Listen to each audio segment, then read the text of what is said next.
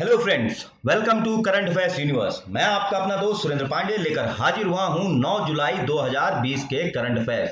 तो दोस्तों, हमेशा की तरह हमारे करंट अफेयर शो में दो सेक्शन होंगे, top news of the day और plus current affair question answer. और ये जो करंट अफेयर क्वेश्चन आंसर है, हम लोग जो है यहाँ पर बैकग्राउंड भी डिस्कस करते हैं और करंट अफेयर भी डिस्कस करते हैं, जिससे कि आप लोगों की तैयारी जो है बहुत ही समग्र हो सके। ठीक है, तो चलिए बिना टाइम वेस्ट किए शुरुआत करते हैं अपने करंट अफेयर शो का। तो देखते हैं आज के करंट अफेयर शो में क्या क्या है।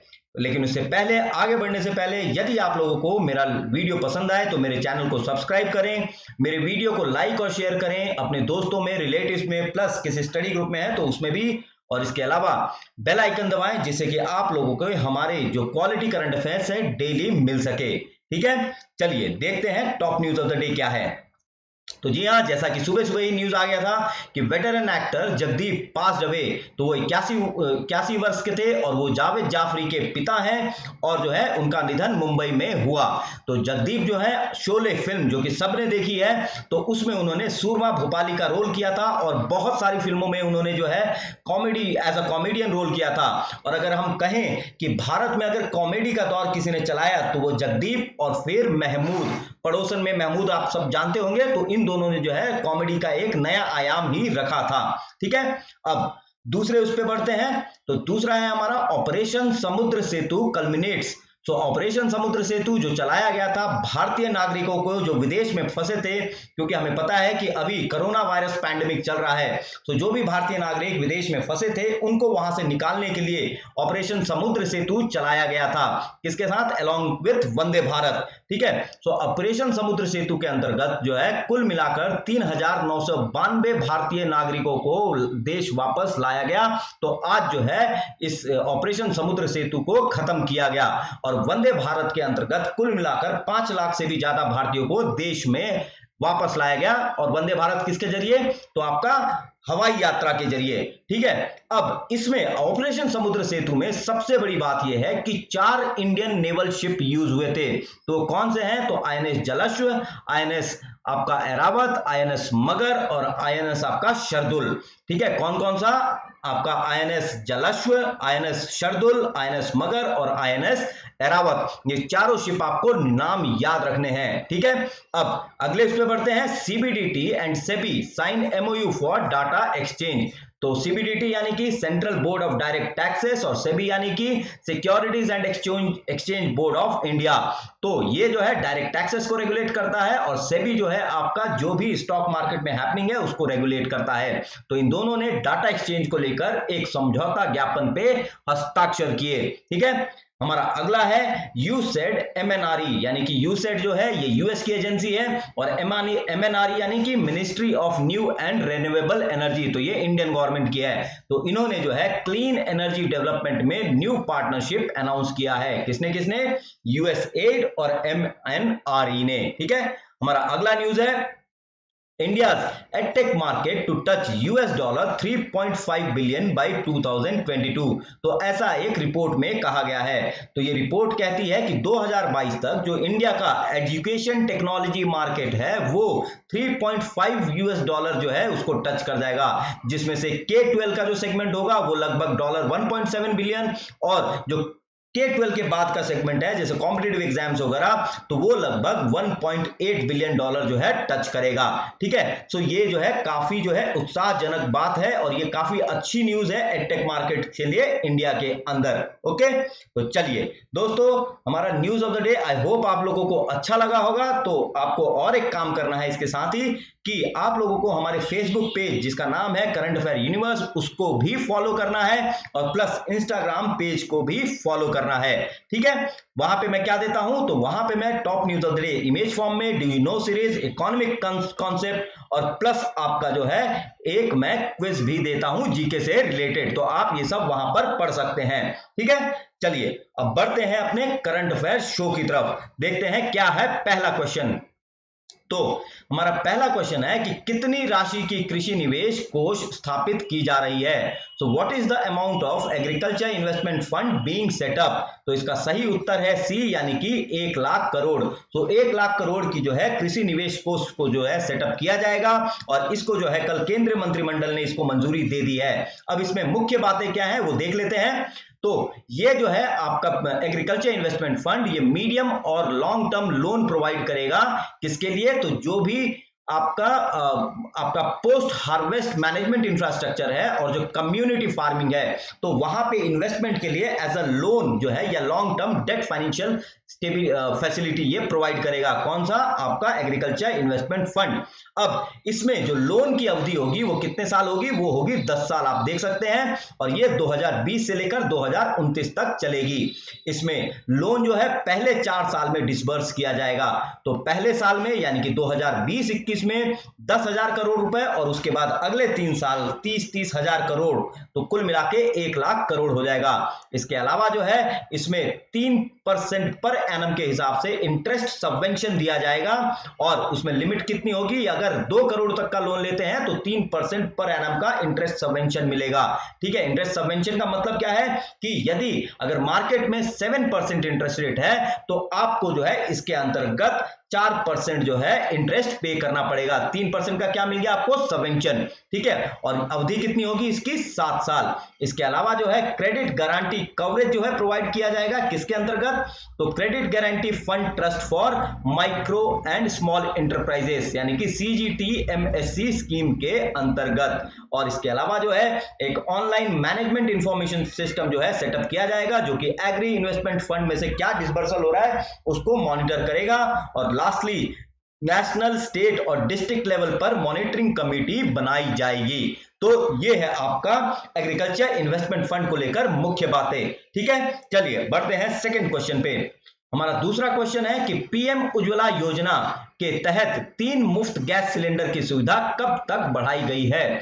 Till when the facility of 3 free gas cylinders under प्रधानमंत्री उज्ज्वला योजना हैज बीन एक्सटेंडेड। तो इसका करेक्ट आंसर है सितंबर 2020, यानी कि करेक्ट ऑप्शन है ए, सितंबर 2020 तक जो है आपका प्रधानमंत्री उज्ज्वला योजना के अंतर्गत 3 फ्री गैस सिलेंडर जो है दिया जा रहा है, उसकी अवधि को बढ़ा दिया गया है।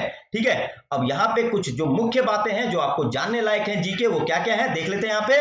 तो सबसे पहले तो हम देख लेते हैं बाकी कैबिनेट डिसीजन जो लिए गए हैं उसको देख लेते हैं। ठीक है, सबसे पहले तो है जो एम्प्लॉय प्रोविडेंट फंड कंट्रीब्यूशन है 24% का, यानी कि 12% जो है एम्प्लॉय और 12% जो केंद्र सरकार करती है, सॉरी एम्प्लॉयर और एम्प्लॉय। तो ये जो है क्या है 3 महीने के लिए और बढ़ा दिया गया है। कब तक? तो अगस्त 2020 तक। तो इसमें जो कुल कंट्रीब्यूशन है ये कौन देगा? तो ये आपका केंद्र सरकार देगी, क्योंकि एम्प्लॉय प्रोविडेंट फंड में हमें जैसा पता है कि 12% एम्प्लॉय देता है और 12% एम्प्लॉयर देता है। तो ये जो 24% की कुल राशि है ये कौन देगा? ये केंद्र सरकार देगी। कब तक? तो अगस्त 2020 तक। इसके अलावा जो है प्रधानमंत्री आवास योजना के अंतर्गत जो है affordable rental housing complexes for urban migrants जो है बनाया जाएगा। किसके लिए? अर्बन माइग्रेंट्स और जो पुअर हैं उनके लिए अफोर्डेबल रेंटल हाउसिंग कॉम्प्लेक्सेस प्रधानमंत्री आवास योजना के अंतर्गत बनाया जाएगा। ठीक है, तो इस पे जो है कुल लोगों को जो फायदा होगा वो कितने होंगे? तो लगभग 3.5 लाख लोगों को फायदा होगा और लगभग 1,08,000 जो है घर बनाए जाएंगे। ठीक है, अब तीसरा डिसीजन क्या है? सबसे बड़ा डिसीजन है कि जो 3 public sector general insurance companies हैं, यानी कि कौन कौन सी? Oriental Insurance Company, National Insurance Company और यूनाइटेड इंडिया इंश्योरेंस कंपनी, इसमें जो है केंद्र सरकार क्या करेगी? कैपिटल इन्फ्यूज करेगी। तो यानी कैपिटल यानी कि पैसा देगी, अनुदान देगी। तो वो अनुदान कितना होगा? वो 12,450 करोड़ रुपए का होगा। कितना? तो 12,450 करोड़ रुपए का होगा वो अनुदान राशि। ठीक है, तो ये तीनों जो कंपनी है जनरल इंश्योरेंस की, इनको जाएगा। अब जो रिलेटेड जीके हैं उसको हम देख लेते हैं। सबसे पहले प्रधानमंत्री उज्ज्वला योजना ये 1 मई 2016 को लॉन्च किया गया था। कहां से? यूपी के बलिया डिस्ट्रिक्ट से। फिर प्रधानमंत्री आवास योजना, तो ये 25 जून 2015 को लॉन्च किया गया था और इसमें दो कंपोनेंट है, प्रधानमंत्री ग्रामीण और प्रधानमंत्री जो है शहरी योजना।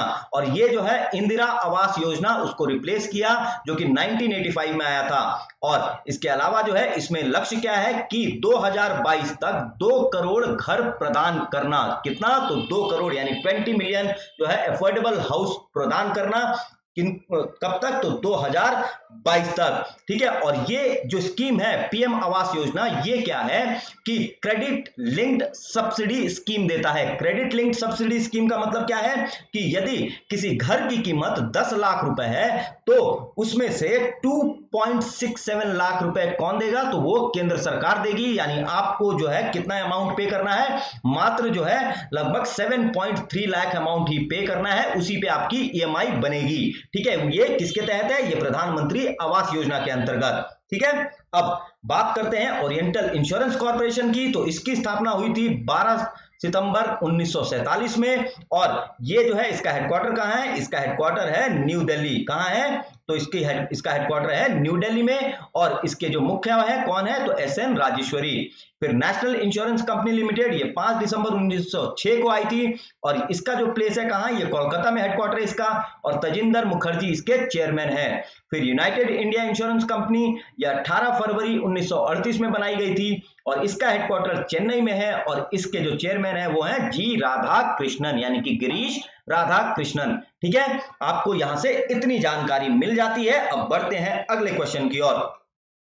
हमारा अगला क्वेश्चन है कि खसरा और रुबेला को खत्म करने वाले दक्षिण पूर्व एशिया क्षेत्र से पहले 2 देश कौन हैं? तो which are the first 2 countries in south east Asia region to eliminate measles and rubella? So measles और रुबेला ये एक वायरस से होने वाला संक्रमण होने वाला डिजीज है। क्या है? तो ये वायरस है, बैक्टीरिया नहीं है, आपको याद रखना है। ठीक है। तो आपको बताना है क्या है इसमें करेक्ट आंसर। तो इसमें जो करेक्ट आंसर है वो है आपका सी, यानी कि मालदीव और श्रीलंका। यानी करेक्ट आंसर क्या है? सी, मालदीव और श्रीलंका। अब इससे जुड़े कुछ तथ्य देख लेते हैं। तो यहां देख लीजिए।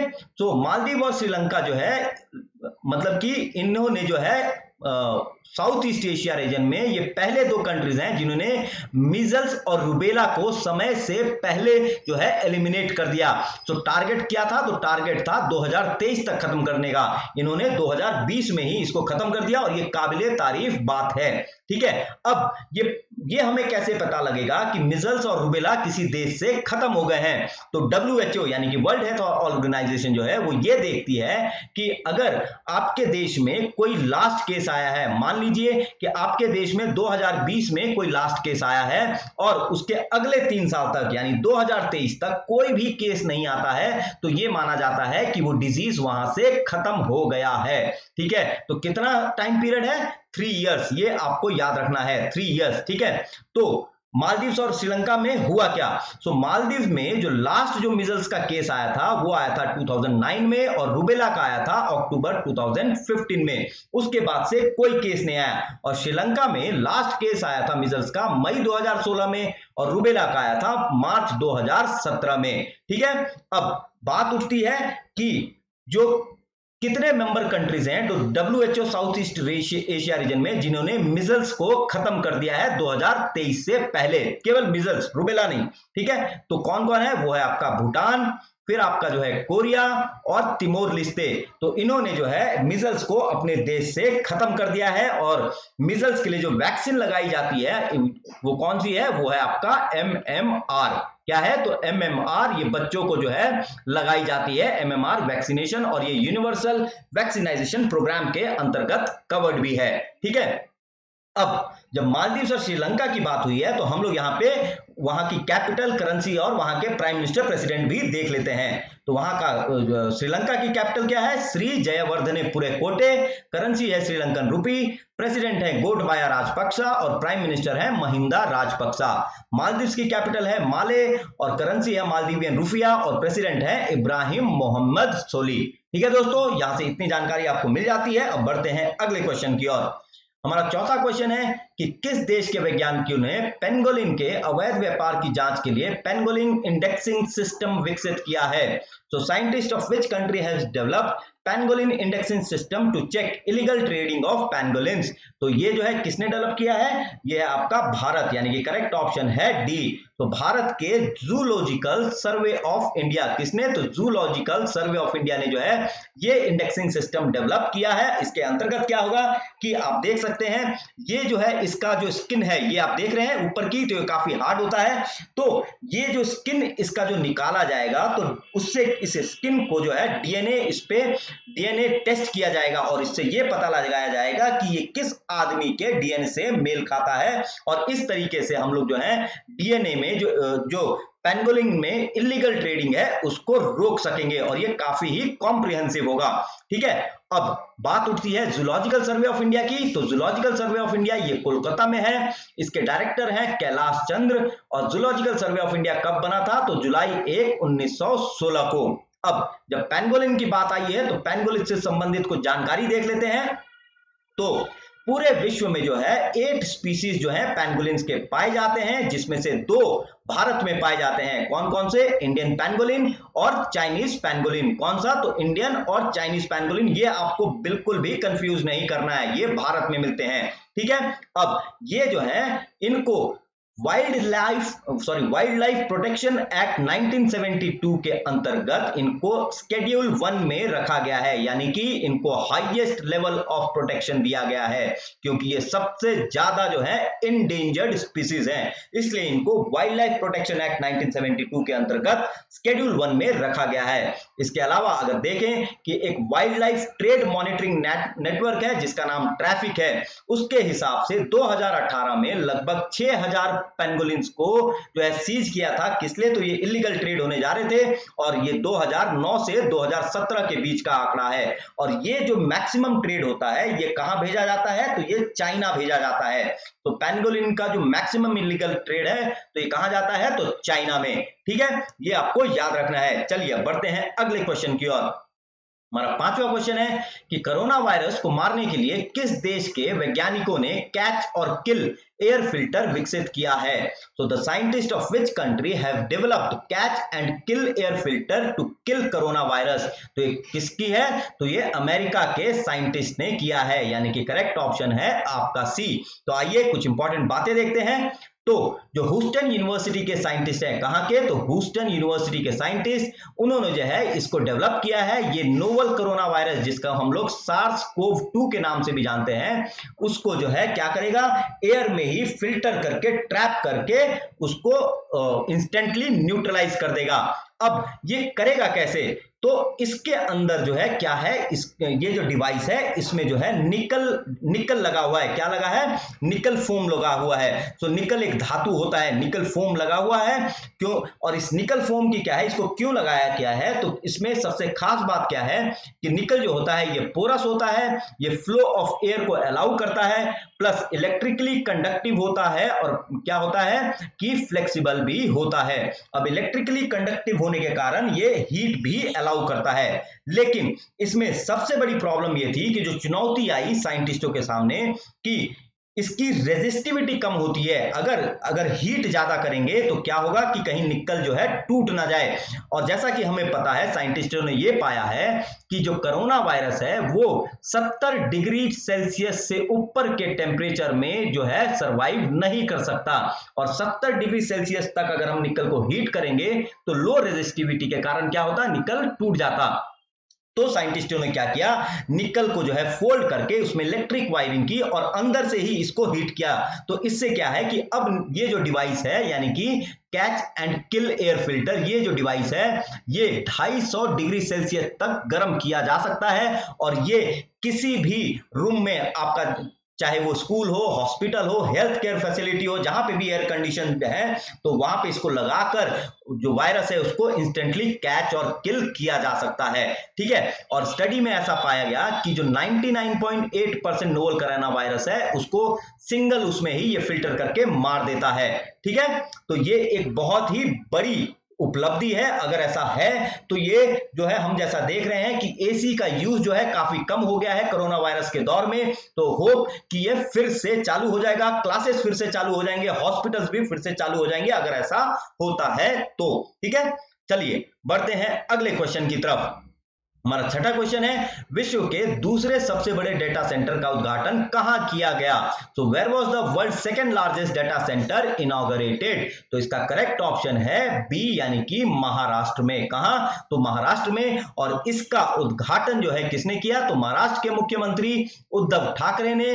कहां किया? पनवेल, मुंबई में। अब इस डाटा सेंटर का नाम क्या है? इसका नाम है योटा NM1। ठीक है, और इसको सर्टिफाई किया है अप टाइम इंस्टीट्यूट एशिया की, और इसे बनाया है हीरानंदानी ग्रुप ने। किसने? तो हीरानंदानी ग्रुप ने। और इसमें जो कैपेसिटी होगी 30,000 रैक्स की कैपेसिटी होगी, 250 मेगावाट पावर होगा। ठीक है, तो ये रहा आपका क्या? तो वर्ल्ड का सेकंड लार्जेस्ट डेटा सेंटर। अब वर्ल्ड का लार्जेस्ट डेटा सेंटर कहां है? तो वर्ल्ड का लार्जेस्ट डेटा सेंटर कहां है? तो ये है आपका सिटाडेल कैंपस। कहां? तो नेवादा, यूएस में। कहां? तो नेवादा, यूएस में सिटाडेल कैंपस। ठीक है, चलिए यहां से इतनी जानकारी आपको मिल जाती है। अब बढ़ते हैं अगले क्वेश्चन की ओर। हमारा सातवां क्वेश्चन है कि राबड़ी, भारवड़ और चारण जाति किस राज्य में पाई जाती हैं? सो इन विच स्टेट राबड़ी, भारवड़ और चरण कास्ट आर फाउंड? तो इसका करेक्ट ऑप्शन है डी, यानी कि गुजरात। कहां? तो गुजरात। और मैंने ऐसा क्यों सवाल पूछा है? क्योंकि गुजरात की सरकार ने जो है एक 5 मेंबर कमीशन बनाया है इनके राइट्स को लेकर, इनके ट्राइबल राइट्स को लेकर जो है 5 मेंबर कमीशन बनाया है। तो गुजरात के मंत्रिमंडल ने जो है आज ये डिसीजन लिया। तो कौन कौन सी कम्युनिटी है आपको याद रखनी है? राबड़ी, भारवाड़ और चरण जाति। ठीक है, और ये कहां पाए जाते हैं? ये गिर और अल्फाका फॉरेस्ट के वहां पे पाए जाते हैं ये परिजाति। ठीक है दोस्तों, और गुजरात के मुख्यमंत्री कौन है? तो वो है विजय रूपाणी। चलिए अब बढ़ते हैं अगले क्वेश्चन की ओर। हमारा आठवां क्वेश्चन क्या है कि किस मिशन के तहत मंगोलियाई कंजूर के 108 खंड पुनर्मुद्रित किए जाएंगे?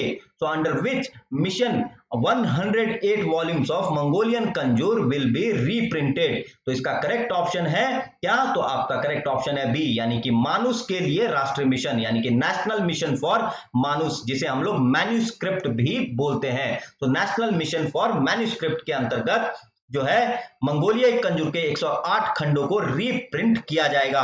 और 4 जुलाई को जो है, यहां पे कुछ मुख्य बातें जान लेते हैं। तो 4 जुलाई को जो है इस मंगोलियन कंजूर की जो है 5 वॉल्यूम्स प्रेसिडेंट रामनाथ कोविंद को प्रदान की गई थी, दी गई थी। और ये कब 4 जुलाई क्या था? तो 4 जुलाई था धर्म चक्र डे। तो उस दिन जो है 5 वॉल्यूम दिया गया था। और अगले जो वॉल्यूम्स है, ठीक है, ये कब तक आ जाएंगे? तो ये मार्च 2022 तक जो है इसके समाप्त होने की जो है संभावनाएं हैं। अब जब मंगोलियन कंजूर की बात उठी है तो ये है क्या? तो मंगोलियन कंजूर जो है ये मंगोलिया की सबसे सेक्रेड टेक्स्ट है, और इसका मतलब होता है concise orders the word of Lord Buddha. क्या है? तो concise orders the words of Lord Buddha. ठीक है, अब जब नेशनल मिशन फॉर मानुस की बात हुई है तो कब लॉन्च हुआ था? तो ये फरवरी 2003 में। और national mission on libraries launch हुआ था 2012 में। और मंगोलिया की बात हुई है तो ये देखिए, ये रहा आपका मंगोलिया, रशिया के नीचे और चाइना के ऊपर। ठीक है, और यहां पे जो है गोबी डेजर्ट भी है, जो वर्ल्ड का लार्जेस्ट कोल्ड डेजर्ट है। ठीक है, हाईएस्ट ऑल्टीट्यूड पे ये गोबी डेजर्ट है, कोल्ड डेजर्ट। ठीक है, मंगोलिया में।